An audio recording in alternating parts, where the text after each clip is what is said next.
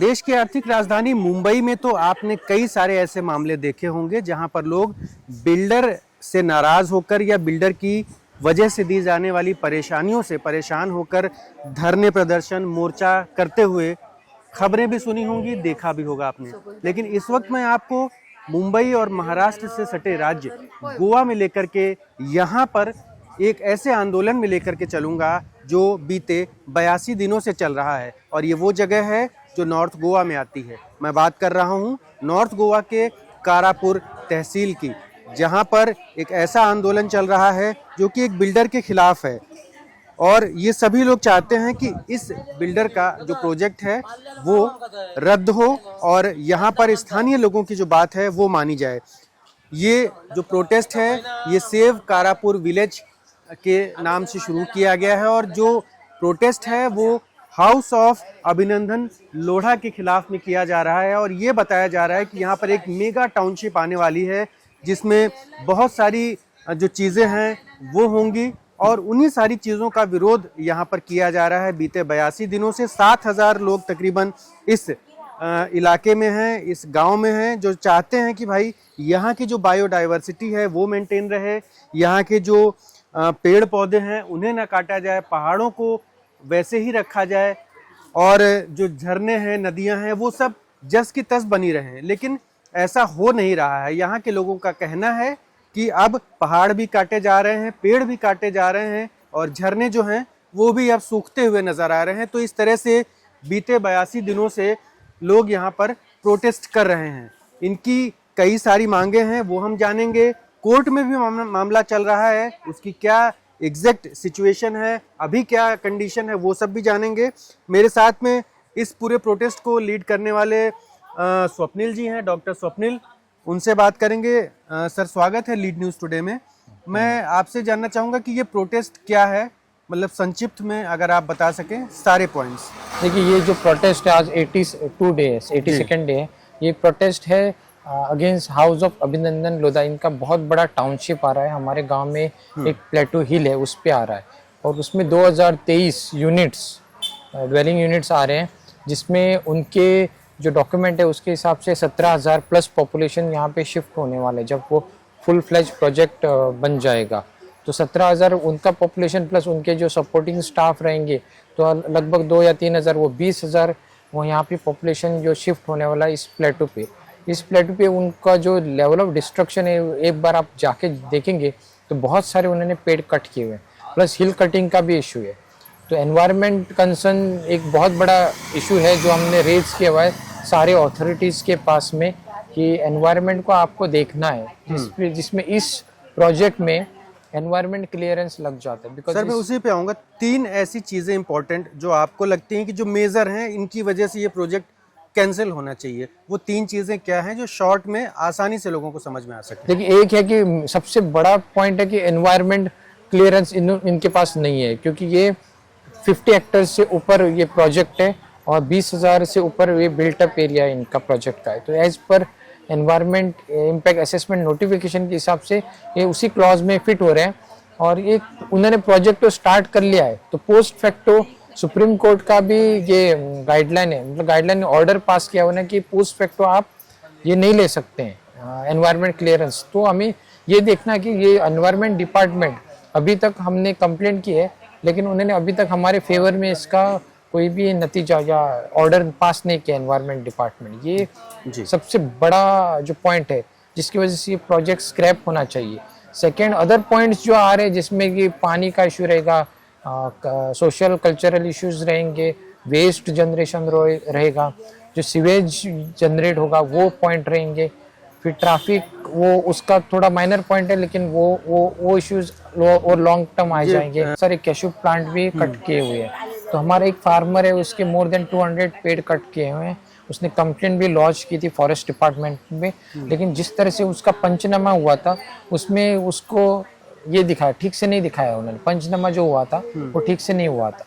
उन्होंने सिर्फ क्लेम किया कि 85 जो उन्होंने परमिशन लिए उतने ही पेड़ कट किए, लेकिन हमारे जो स्थानिक है गांव वाले लोग हैं उनको पता है कि 500 प्लस अलग अलग तरह के पेड़ मेडिसिनल प्लांट, कैशू प्लांट्स ये सब मिला के 500 प्लस पेड़ कट हो चुके हैं। जी तो ये जो प्रोजेक्ट है ये आपने बताया 5.5 लाख स्क्वायर मीटर के आसपास का है।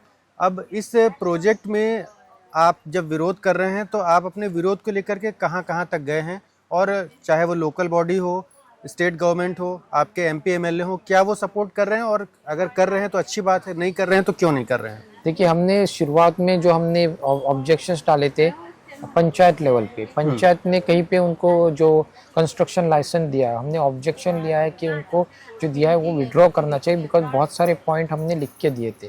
ऑन दैट बेसिस उन्होंने स्टॉप नोटिस टाइमली इशू नहीं किए। वो स्टॉप नोटिस इशू करने के बाद डिले इशू करी, वो कोर्ट में चैलेंज करके उन्होंने उस पर स्टे ले लिया स्टॉप नोटिस पे, तो उनका काम चल रहा है।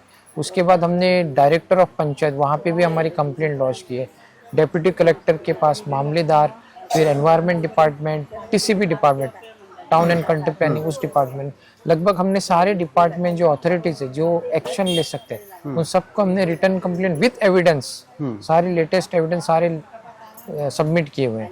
इसके अलावा हमने लोकल एमएलए को ही इनिशियली सबमिट किया था हमारा रिप्रेजेंटेशन कि वो असेंबली सेशन में उठा सके, लेकिन असेंबली सेशन में उन्हें उठाया नहीं, और फिर बाद में बोल दिया कि लोग मेरे पास आए नहीं, ऐसा उन्होंने स्टेटमेंट बाद में जर्नलिस्ट को दे दिया। हमारा प्रोटेस्ट जो स्टार्ट हुआ उसमें बहुत सारे ओपोजिशन लीडर्स उन्होंने आके हमें सपोर्ट किया, जैसे कि कांग्रेस के यूरी आलिमा हुए, फिर जो मेंबर ऑफ पार्लियामेंट है कैप्टन विरियाटो, उनका भी हमें आके सपोर्ट उनका मिला है। आपके एमएलएज है, ये वीरेश बोरकर एमएलए जो है आरजीपी के, उनका सपोर्ट है।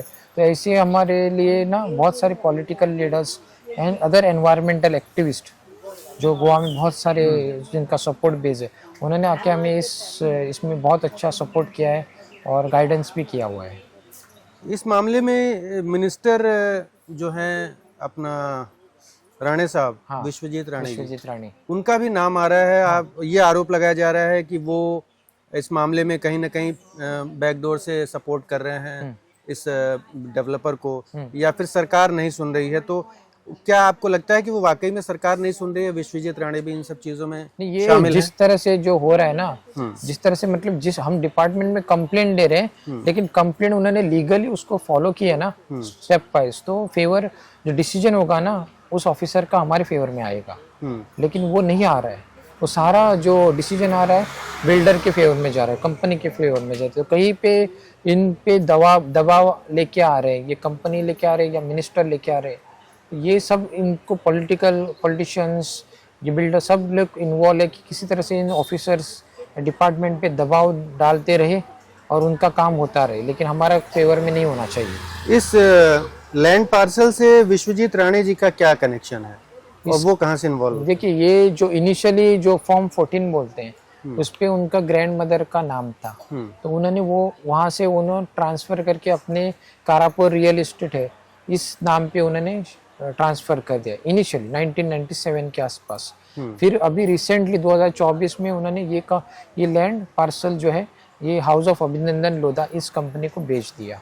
तो वहाँ से इनका कनेक्शन यहाँ पे पॉइंट है कि फिर बाद में सिंस ये TCP minister, town and country plan के मिनिस्टर है और फॉरेस्ट डिपार्टमेंट के भी मिनिस्टर है, फॉरेस्ट मिनिस्ट्री के भी, तो ये क्या है कि आपको ये जो परमिशंस जो चाहिए यदि कुछ प्रोजेक्ट्स लेके आना है बिल्डिंग रिलेटेड, तो यही डिपार्टमेंट मेजर जो इन्वॉल्व रहते हैं परमिशन देने के लिए। तो कहीं पे इनका पर्सनल ये इन्वॉल्वमेंट है इस प्रोजेक्ट में, बिकॉज उनकी जगह है, उनकी जो लैंड पार्सल उन्हें नहीं बेची हुई है, उनकी मिनिस्ट्री रिलेटेड है जो टीसीपी और फॉरेस्ट डिपार्टमेंट, तो कहीं पे बहुत ज़्यादातर के इन्वॉल्वमेंट जो प्रेशर पॉइंट्स आ रहे हैं लोगों पे, ऑफिसर्स पे, ये इनकी मिनिस्ट्री की तरफ से ही आ रहे हैं सारे। आप कह रहे हैं कि ये उनकी ज़मीन है और उन्होंने ही बेची है, तो अगर वो उनकी ज़मीन है तो वो बेच सकते हैं?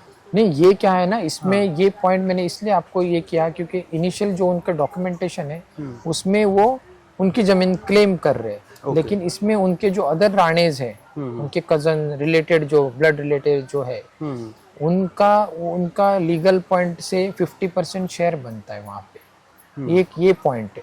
दूसरा पॉइंट है कि वो उसके जो टेनेंटेड लैंड है और उसके बाजू में जो लैंड है वो क्या होता है कि हम विलेजर्स, फार्मर्स वो सालों से उसको कल्टीवेट कर रहे हैं, या कुछ भी कल्टीवेशन हो, या आपका जंगली फ्रूट्स हो या कैशू प्लांटेशन हो या कैटल ग्रेजिंग हो, ये सब वो उस प्लेटू में करते रहते हैं। तो कुछ जगह पे हमारा नाम है, कुछ जगह पे हमारा नाम नहीं है। लेकिन गोवा गवर्नमेंट का एक ऐसा है कि जो खेती करता है उसकी वो जमीन हो जाती है, मतलब he is a tenant for that land.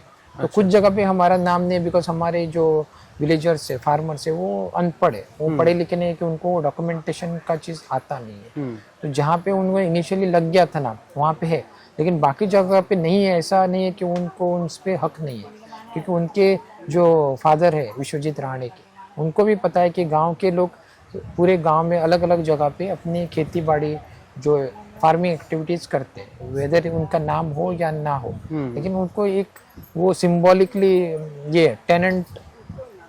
तो मतलब आप लोग का जो क्लेम है, जहाँ पे आपका नाम नहीं वहाँ पे नहीं है, लेकिन जहाँ टेनेंट का के तौर पे आप लोग हैं वहाँ पे आप क्लेम कर रहे हैं कि ये हमारी चीज़ है और हमको नहीं, टेनेंट जहाँ पे क्लेम है वो तो डॉक्यूमेंटेड है कि हमारे ग्रैंड फादर्स का नाम है या हमारे फादर का नाम है, वो तो डॉक्यूमेंट में लिखा हुआ है। लेकिन जो बाकी जब जगह है तो उसमें क्या है कि उसमें हमारा कुछ ना कुछ एक्टिविटीज रहता था, एग्रीकल्चर रिलेटेड एक्टिविटीज, तो उसमें भी प्रोविजन है कि हम उसमें टेनेंसी क्लेम कर सकते हैं। तो वो हम बाद में देखेंगे। पहले हमें क्या करना है कि पहले जो प्रोजेक्ट है जो डिस्ट्रॉय कर रहा है गांव को, उसको हमें रोकना है। लैंड का क्लेम हम बाद में देख लेंगे, आराम से देख लेंगे, बिकॉज डॉक्यूमेंट्स लोगों के पास है, वो प्रोसेस हो जाएगा किसी तरह से।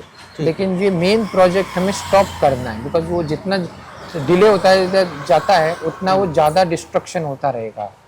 ये हमारा मेन कंसर्न है कि हमें एनवायरनमेंट डिस्ट्रक्शन या कर रहे हैं वो स्टॉप करना है। तो अभी लीगल बैटल भी चल रहा है, लीगल बैटल कहाँ कहाँ पे चल रहा है और उसको लेकर के क्या?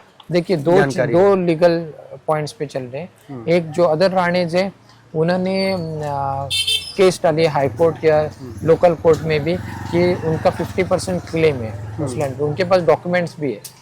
ये हमें पता है कि मैंने भी पढ़े हैं, वो जीत जाएंगे, डिले भी हो जाएगा तब भी वो जीतने के बहुत आसार है उनके उस क्लेम के हिसाब से।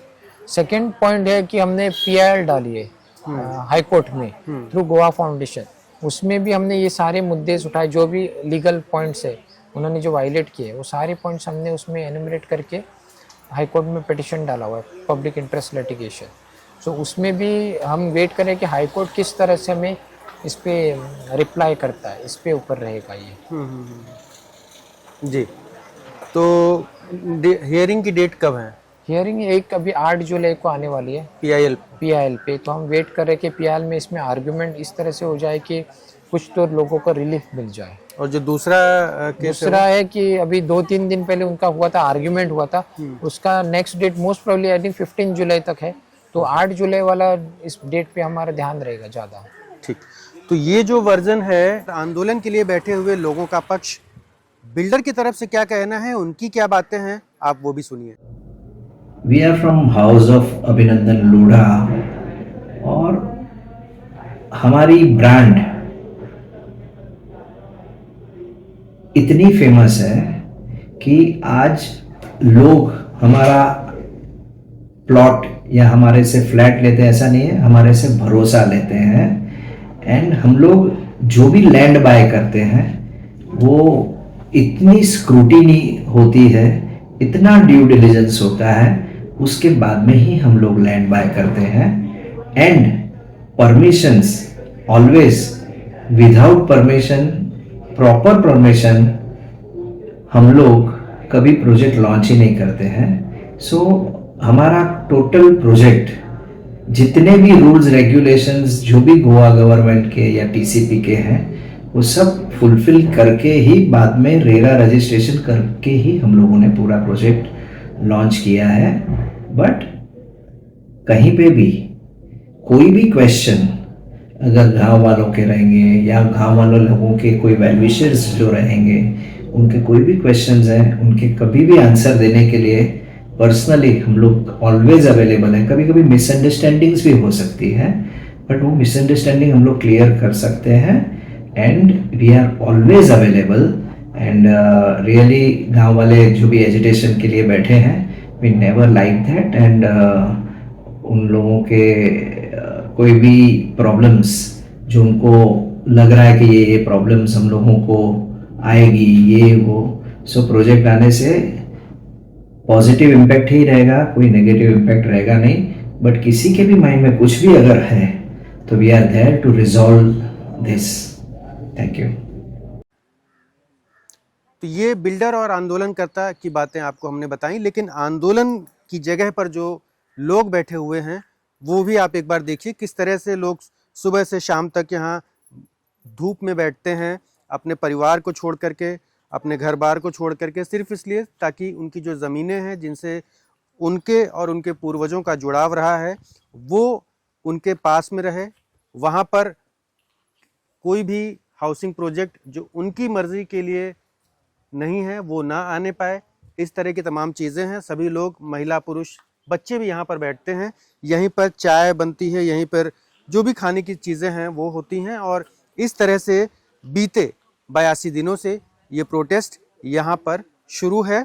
अब देखना ये होगा कि जो आंदोलनकर्ता हैं, जो प्रोटेस्टर्स हैं, उनकी उम्मीद अब न्यायपालिका पर है, सरकार के साथ में है कि आखिर सरकार उनकी बात को क्यों नज़रअंदाज कर रही है।